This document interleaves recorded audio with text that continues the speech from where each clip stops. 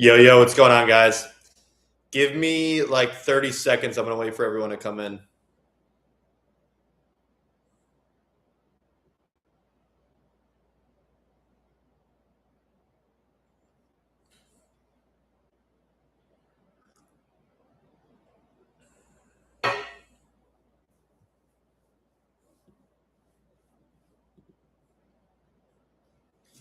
All right, so a bunch of people on Instagram have a bunch of questions, so we're just going to roll through it. I'm just trying to get a lot more consistent with live streaming.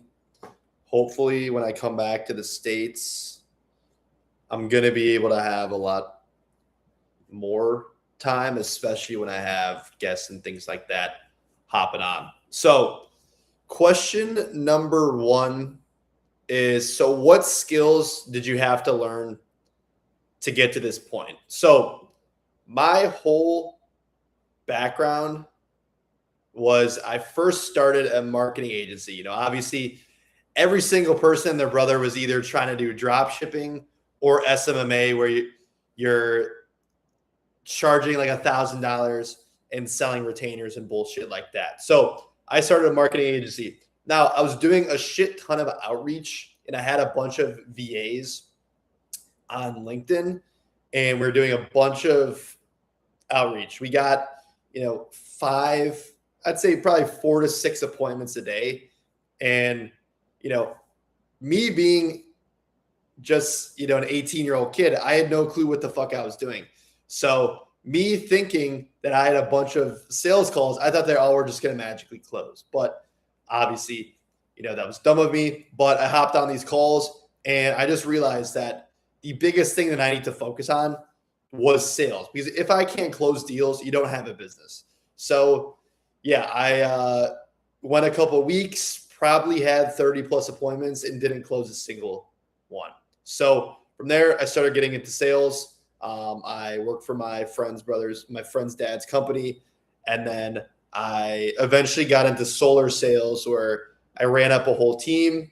And that's a different story. But so my whole skill background was, first, I got very, very good at selling. I understand how to actually figure out where the prospect is right now in their journey, what types of problems that they have, why they even hopped on the call, and then figured out what solutions are they actually looking for and what's their dream outcome. From there, go ahead and sell them the actual idea, 2 to 3 minutes pitch, nothing longer than that, and be able to close them. So the best skill that I learned by far was sales. And then eventually, once I was building out my solar team, I figured out how to actually generate my own leads. So back then, with solar, it was extremely easy to generate leads. I was having people fill out lead forms for like $2 a lead. And from there, I was selling deals out of my college dorm room. I had a shitty ass college dorm room. I was like 18, 19, closing, $5,000 solar deals. And then from there, I started scaling. And then the next skills that I learned was figuring out how to actually scale. So the biggest thing for me was actually figuring out the proper playbook to place someone into my place where they could go ahead and close deals. So when I was building my solar sales team, it was simply just about replication, because it wasn't the hardest thing to do, but there's a bunch of different moving parts in the industry. Try to show them how to go out, how to set appointments, how to eventually actually close deals, how to write up proposals, things like that, and then how to actually do project management. So number one, I learned sales. Number two, I learned how to actually generate those leads online. And then number three, I actually learned how to build out systems and then delegate. So those are going to be the most important skills to learn. Great question. Okay, what other questions do you guys have for me? Let's see.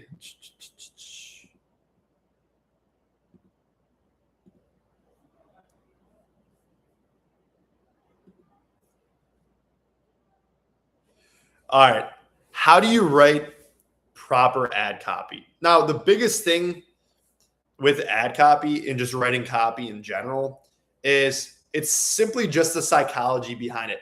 Everyone likes to go online and watch these dumbass videos that say, here's the new AI trick, how to do X, Y, and Z. But in reality, if you don't understand proper psychology behind what makes people fill out an ad, what makes people buy, none of these tips and tricks are going to work. Who gives a fuck about the new meta algorithm if you don't even understand what causes people to buy and what causes people to fill out a lead form? So great copy. It's the same thing as a sales call. You got to figure out where the prospect is right now, figure out how to actually agitate the pain, figure out what their problem is, speak to them, call them out, agitate the pain, and then picture their dream world. You don't pitch them features, you don't pitch them anything. You simply pitch them a result. And if you're agitating the pain so much and you're building a gap between where they are right now to where they want to be, it's going to be inevitable that they fill out your ad. It's the same thing with the sales call. You have to figure out what their actual pain points are and ask the proper discovery questions so that the gap is so wide that it's inevitable that they book a call or that they close. So here's the actual proper structure. I do have a very, very good prompt for writing copy with Claude. So for example, you always want to give AI something super, super specific. A lot of people, they go out here and they're writing sloppy copy. First of all, they don't understand the whole background as far as just the psychology behind the buyer. You can't write actual great copy and you can't use ChatGPT to write the good copy if you actually don't understand what you're doing in the first place. And that's the problem with people in 2026 is they're so heavily reliant on AI that they can't even think for themselves. AI is great and you should be implementing it in almost every single thing that you do, but you actually have to understand why things work instead of just blindly feeding it to AI. So if you're not a good copywriter and you don't understand the psychology behind it, feeding anything into ChatGPT or Claude, it's just not going to work. So first off, understand what makes people buy and then go out and get into it. So the biggest thing is, obviously you can read books, but you want to save and create a folder of 10 different landing pages from ads that you see. Scroll Facebook, scroll Instagram, and go on and see their ad copy, take a look at the actual landing page, and then go ahead and save them. Click the 3 dots on the lower right-hand corner, go ahead and save it, and then create a document where you just funnel hack all these people. Because yes, you can read a bunch of different books, but if you can actually see what the actual example is, it's going to go a lot further. Now, let's get back into the ad copy. Once you understand the actual psychology behind it and you actually can see what works, you're going to use Claude, okay? Now, the biggest thing is you don't want to write sloppy prompts. You don't want to say, hey, this is my company, go ahead and write ad copy for it. You want to write a fully structured thing explaining exactly what to do, how to write the hook, how to write all of it so that it actually understands what you're doing. So for me, this is my prompt. Hey, you're a world-class copywriter trained in this book, this book, this book. You're trained in this technique. I'm not going to give it away right now. And your task is to write copy that is impossible to ignore and engineered to convert. You're going to follow this structure. Number 1, you're going to write out a hook, a 3-second scroll stopper using shock, curiosity, or status disruption. Okay. Number 2, tension. You're going to amplify the pain / desire with open loops and emotional lock-in. So they have a problem and you're going to agitate it even further.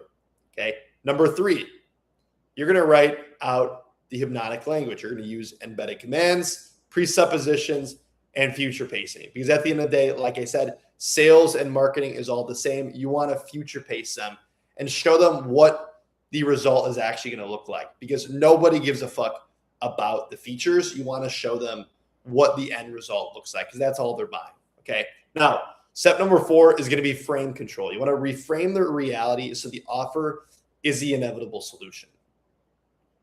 Okay. Number 5, this is something that you learn in your classes, your marketing classes, which it still works. So you got the 4 P's: promise, picture, proof, and push. You want to anchor the pitch around this. You want to give them a promise. You want to show them what life is going to look like once you solve this. You're going to show them actual proof about your product, and then you're going to push them to fill out the form, book a call, etc. And then number 6, you're going to build out curiosity, you're going to build out tension, you're going to build out relief, and then you're going to build out urgency by telling them to book a call. Okay. Number 7, you're going to go out and build future vision, paint vivid outcomes with versus without the solution. That's the most important part, is to show them what they're actually missing if they don't book a call or get this item. And then lastly, CTA. You want to deliver a natural resolution to the buildup tension. Okay. So it's very, very long, and there's way more stuff in this prompt, but I'm not going to be able to go over with you guys today. But that's like a 3-page prompt. And then from there, you're going to say, okay, this is the tone that I want you to put in. Tone is very, very important because it depends on who you're selling to. If you're selling to, 18-year-old girls, your tone is going to be way different versus if you're working with like PE firms or things like that. You're going to put in your audience plus what awareness stage they're at. That's most important, because a lot of times people write copy and people sell at a different awareness stage. Maybe they're writing copy for something where they're trying to figure out, or they're trying to push someone to go from, I know I have a problem, to booking a call, when in reality, you should figure out where your best audience is in the awareness stage. Because if you write copy where you're simply just trying to nudge them from they have a problem to booking a call, but they don't even understand that they have a problem, then your conversion rates aren't going to be that good. Okay. And the last thing in this copy is going to be giving out the offer. Now, you don't want to say we do X, Y, and Z. Say, build out the full thing. Say, here are the price points. Here what is exactly what we do. Feature. And then here's exactly what we give people in terms of results. Okay. So that's how to actually write proper copy. That's the actual prompt. But the biggest thing is you actually have to understand the psychology behind it.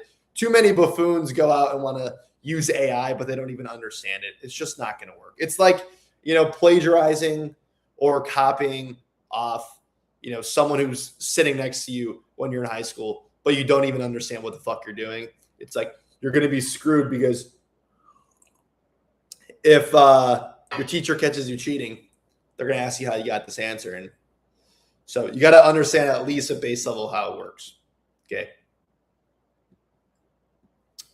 All right. What other questions do you guys have?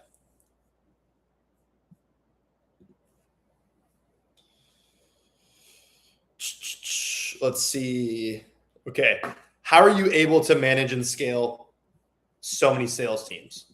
That is a great question. Now, the biggest thing you got to understand is I've been doing this now since I was 17, 18, I've been building sales teams. I've been in sales. So I understand how it works. Okay. Now, every single year, my system gets 10 times better because I understand what to actually delegate, what to actually systematize. And most importantly, AI gets way better so that you can actually automate it. Okay. So the reason I'm able to manage so many sales teams is because I built out such a proper foundation, and I simply just built out a proper blueprint for everything. And the reality is it's really not rocket science. If you've done so many sales calls and you've done so many different interviews and things like that, you have a great understanding about how to actually do this. Now, if you're a beginner, here's what I'm going to break down.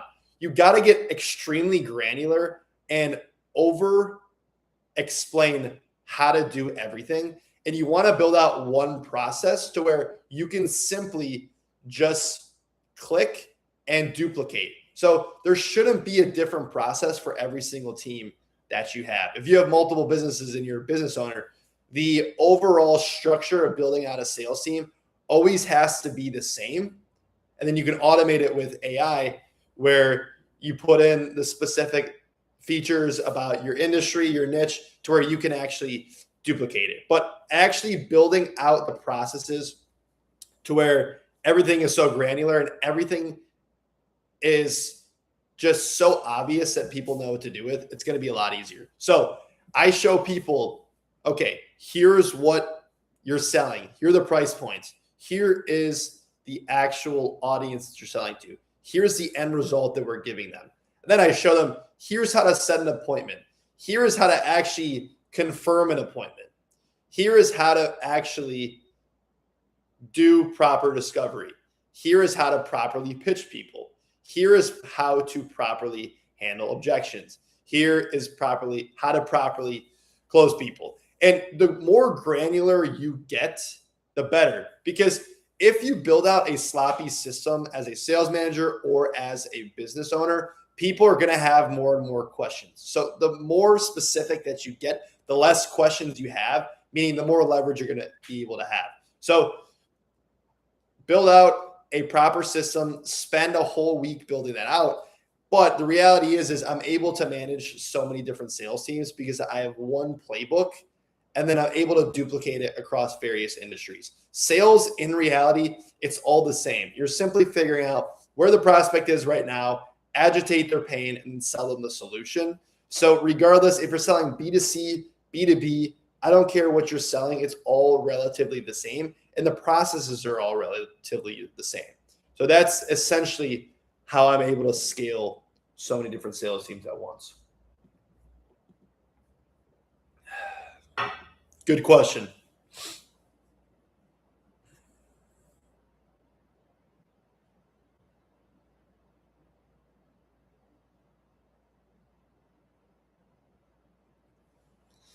All right, next question. Who are the key hires to actually double your business? The reality is it just depends on what type of business you run. But what you got to do is you got to take a look at all of the tasks. If you're a business owner, take a look at all of the tasks that you're currently doing. Take a look at, okay, I'm doing this, I'm doing this, I'm doing this, and write it down on a document, write it down on a piece of paper, and list off how much you think that is worth per hour. For example, if I'm editing videos, that's, a $5 an hour task. Versus if I'm setting appointments, maybe it's a $15 an hour task. Versus if I'm a closer, that's, X, Y, and Z. So get super granular, write out how much that is, and then take a look at which tasks am I actually good at? What are my skills and what things can I do very, very well? And which ones are actually going to be worth your time? Because yes, as a business owner, you can be great at admin work and stuff like that. But if it's a $5 to $10 an hour task, you don't want to be doing it. So take a look at all the tasks, and you also have to label what you would like to be paid per hour. Set a rate. And anything below that, you don't do the task and you simply go ahead and hire that out. So obviously admin work is going to be the most obvious, and then you can scale up to, video editing, different marketing roles, and different sales roles. But a huge problem that I see on the flip side is there's two problems. Number one, there's business owners that are doing every single task themselves because they're a cheap ass and they don't want to go ahead and hire people because they think, oh, well, I have to hire people. I have to go out of money in my pocket, yada, yada. That's a problem in and of itself. I just solved that by writing all the lists down, writing down how much each task is costing me. Number two is the business owner that wants to delegate everything too soon. Because the reality is you can't delegate an item in your business unless you actually know what the fuck is going on. Like, I see so many business owners, they try to delegate media buying, any marketing tasks, and they want to delegate sales. But the reality is while you don't have to become an expert media buyer or an expert closer to scale your business, you should overall have a basic understanding of how it works. Because number one, you don't want to be paying someone way too much for something that you can't do. Number two, you want to ensure that this person is actually going to be doing a proper job. Because if you don't have an understanding of what a good media buyer looks like, you're not going to know who to hire. And then most importantly, number 3, if everything goes to shit, you need to be able to step in and take a couple sales calls. You need to be able to step in and take over the ads if the media buyer is gone or sick or, God forbid something happens to him. So that's a huge thing. So get a basic understanding of everything. Majority of business owners, they do start off doing a lot of the things themselves. Once they understand, how to write decent copy, how to actually generate leads, how to, close deals, just get a small sample size of how that looks like, and then go out and delegate it. But obviously there's an equilibrium. You want to not do every single task in your business for, years on end, but also you don't want to hire things out too early because you're going to get fucked up. So that is my my 2 cents on everything.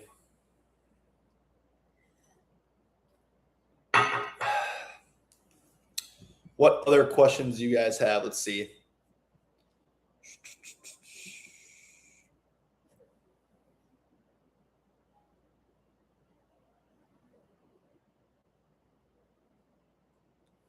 How do you currently handle objections on sales calls? Great question. So I can give you the long answer or the short answer. Let me give you the long answer. So the long answer is, and it just depends if you're a business owner or if you're a sales rep. Because if you're a sales rep, the question is going to be more short term, and I'm just going to show you how to actually, isolate the objections, do all that stuff.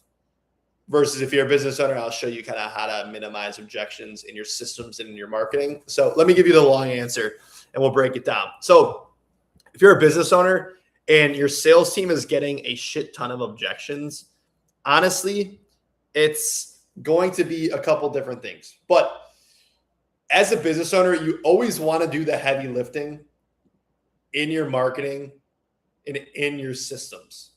Because if you're able to do the heavy lifting up front, your sales calls are going to be way easier, because you would much rather have your sales team, or you, if you're taking the sales calls, be a lot easier and you take a lot less of them, versus having your sales reps be just completely worn out and taking 10 sales calls a day, but none of them are qualified.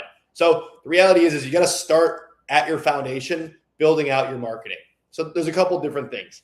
You have to, first off, qualify these people. You have to actually qualify these people. Call out your specific ICP in your ad, in your landing page, in your forms specifically. Okay, that's the first 3 things. Second, you have to filter out financially, because this is the biggest thing. I get so many people where they're just running lazy ads and they're running lazy marketing. They're saying, oh, well, we're getting $3 cost per leads. And then they're just complaining while they're getting a bunch of payment plans. Payment plans are fine, but if you want to get paid in full, you can fix it at the marketing level by filtering them out properly. So for example, in your ad copy, you could say, hey, if you're a roofing business owner doing X, Y, and Z amount, and then boom, you go from there. It's really that easy. You can call them out in a couple different ways. Ad copy, landing page, and then in the filters, in the filter, in the form. Very, very simple. You can ask a question, obviously get all their contact information, and then say, hey, how much are you doing in revenue per month? And then boom, you're good to go. So that's how you filter out both your ICP and your financial qualification. Okay. Now, the second biggest thing is going to be your pre-call assets. This is going to be a huge lever. You want to have a bunch of pre-call assets. Ultimately, it just comes up to one pre-call video that you want to create.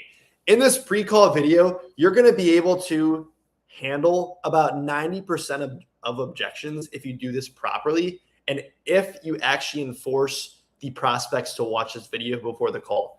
In this video, you're going to say, number 1, who your ideal client is. Okay. Number 2, you're going to call out the actual problem that your ideal client actually has. Number 3, you're going to say how you guys actually solve it. Okay. Number 4, You're going to say what proof, who you guys have worked with in the past, and what results that you've actually gotten with.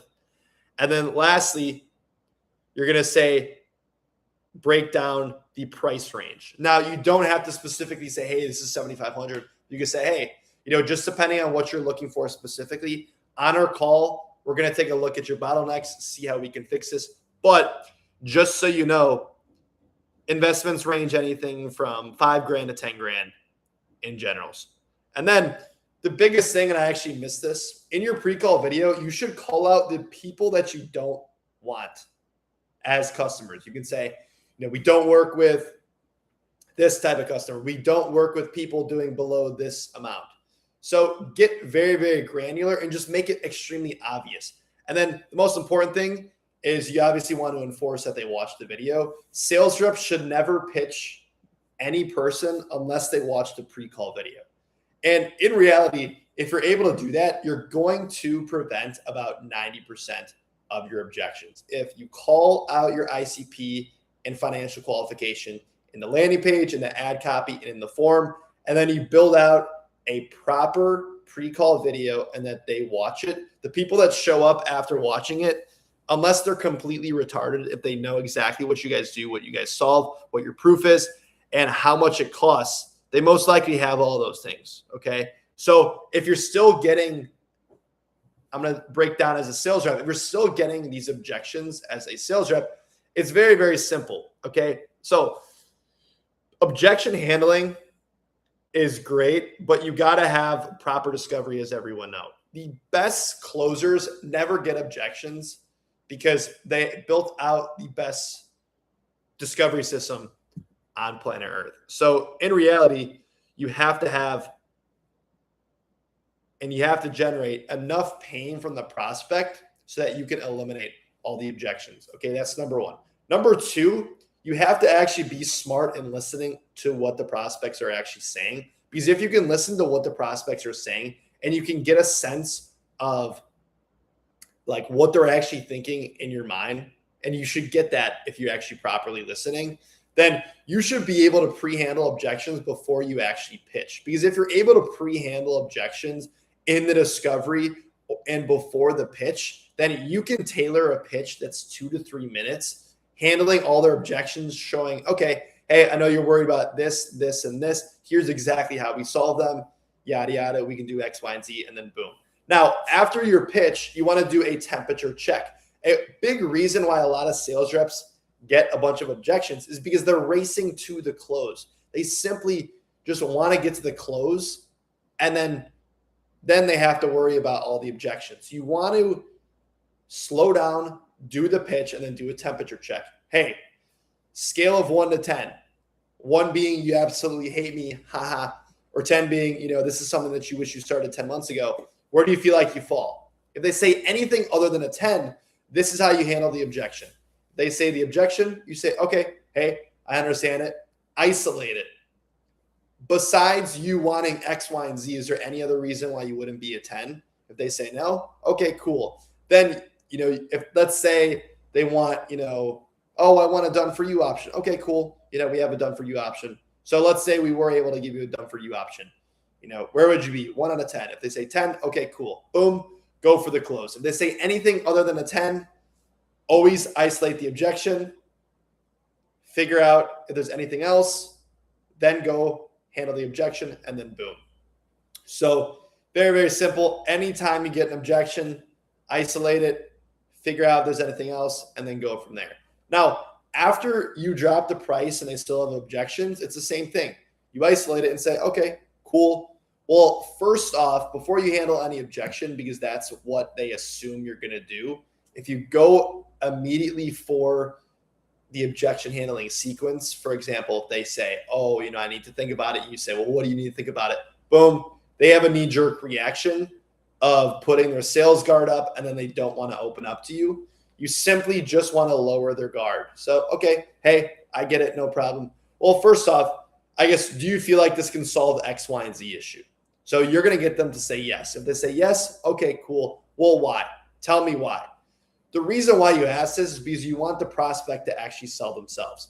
Then they're going to say, oh, well, I like this benefit, this benefit, this benefit. Boom. Okay, got it. No problem. And then you say, okay, awesome. Now, I guess, how much time do you need to think about it? They say 2 weeks. Okay, yeah, for sure. I'll put you in for 2 weeks. And then boom, then you come in to handle the objection. Okay, cool. I guess, just so I have my ducks in a row, before we meet at the end of the month, I guess, what was it that you're looking to go over? Just so I can properly handle that in our next call. And then boom, you're going to handle the objection and uncover it. But majority of business owners, they don't have the prospect sell themselves first. They simply try to handle the objection. Anytime you get the objection, you say, okay, cool. First off, do you feel like this can help you out? And then always get the why so that you can use that later on against them. Okay. So that's the long answer. I gave you a breakdown of how you can both handle objections as a business owner, but also as a sales rep on calls, how to handle objections.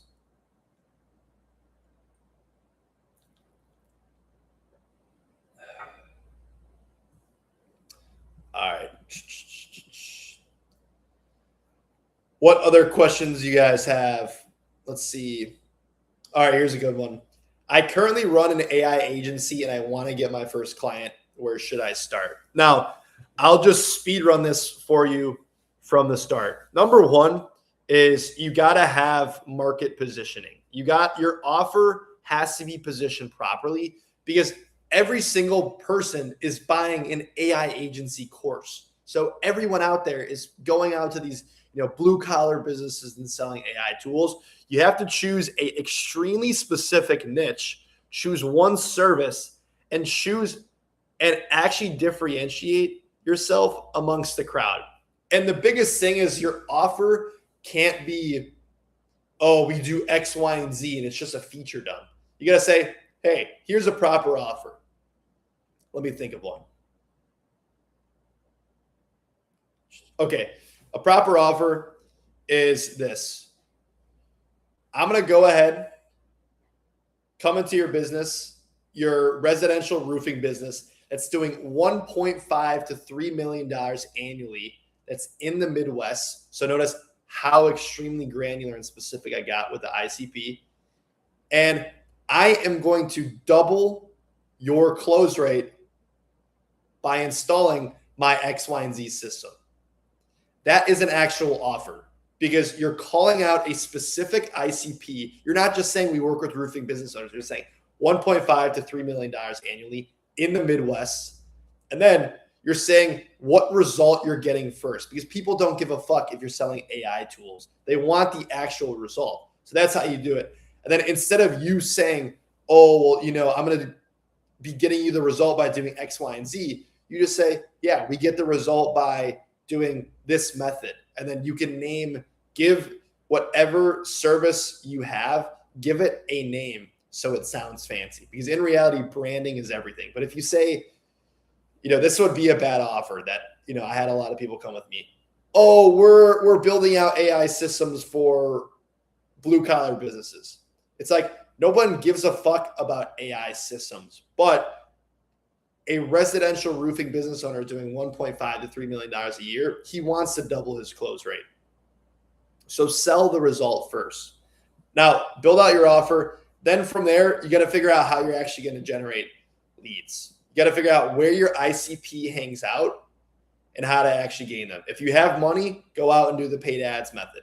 If you don't, go for the lowest hanging fruit. Figure out who in your network has a business like that. And then from there, you can do outreach as well. If you don't have any money, go ahead and do outreach. There's a lot of different Facebook groups out there that have, these roofing business owners and et cetera. But you can't go out and generate leads until you have an actual proven system that people want. Because I guarantee you can send out 100 outreach messages or even spend 10 grand on ads. But if your offer is we install AI systems for blue collar businesses, you're going to get way shittier of a result than you sending out, maybe 10 outreach messages and spending $1,000 on ads. If you have a dialed in offer, that specific ICP and actually shows what specific result you're going to get. Okay. So that's how you should start. Hopefully that answered your question.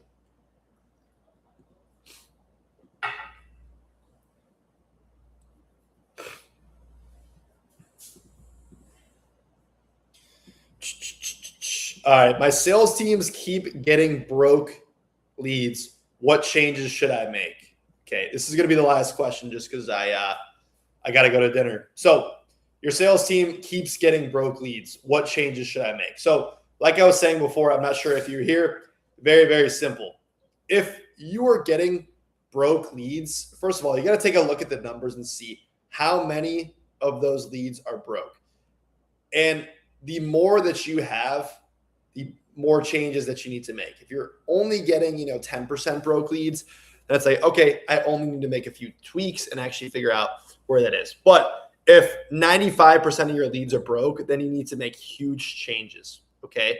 Now, the biggest thing that I like to see is always fix one thing at a time. That way you can test. So many business owners, they come to me and then they want to change a bunch of things. They get a bunch of broke leads and they want to change their pricing. They want to change their offer, but that's going to be the most costly mistake. Instead of changing the pricing and changing your offer, go ahead and just change the positioning in your marketing. So number one, you can change your ICP.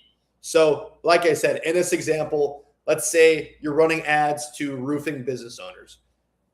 You're selling a $10,000 a month service. If 90% of your leads are broke, here's how I'd fix it. I would change your ICP and say, hey, we're only working with commercial roofing business owners that are doing $10 million to $20 million annually. So now all the people that hopefully come into your funnel, if you're running ads properly, are going to be doing 10 million to 20 million annually.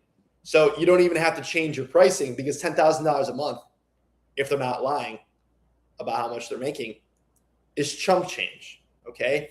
Now, once you're running ads, you simply just call out your ICP in your ad copy. You say, hey, if you are a commercial business owner doing anything from $10 million to $20 million annually, and then boom, write out the problems that they have, write out how you solve them, and go from there. Same thing with your form. In your form, you should build it out so robust that you're only getting people that have the money. So not only do you put in a filter like, hey, do you do commercial or do you do residential? You also ask how many, for example, you ask how many or what revenue level are you at? And then you can create a filter to where if they say anything under 10 million to 20 million annually, it sends them over a form that says, hey, by the way, you're not qualified, yada, yada, and then go from there. So that's going to be the biggest thing. And then lastly, after that, make the price obvious, because if you tell a broke business owner that your service costs at, a low 5-figure range, they're not going to want to hop on the call. And if they do, okay, so be it. But people that don't have the money, they're not going to hop on the call, most likely. But also, I get a lot of business owners that are like, oh, well, I don't want to give up the price up front. Okay, cool. Give a range. If you're selling a $12,000 item, you can say, hey, the investment is low 5 figures a month. Okay. But also biggest thing is, if a business owner sees that number and is scared, you most likely don't want to hop on a call with them, especially if you're selling a service or something like that. Because number one, your sales calls don't need to be you convincing. There's so many leads out there and there's so many fish in the pond that you can go out and find people that actually have the money. But most importantly, number two, if you run a service business and this guy is only making 20K a month and you're charging them 10K a month, half of their income is going to you. These people are going to be bad customers. They're going to be bad customers. They may charge back. They're going to be on your ass because this is something that they need. Versus, this is why building out your ICP is so important. It's the most important thing that you can do, because just changing your market positioning does wonders. Selling a $20,000 item to a business owner that's doing $20 million a year is way easier than selling a $100 item to a college kid. It's just how it is. So change your market positioning. Go ahead and make it so obvious who you work with in your ad copy, in your landing page, in your form, and then tell the rough estimate of the pricing up front. And I guarantee you a lot of your lead problems are going to be solved. Okay. So I got to get to dinner. I haven't eaten all day. I've been grinding. Tap in. If you guys got any more questions, feel free to DM them over Instagram, and we'll see you guys in the next video.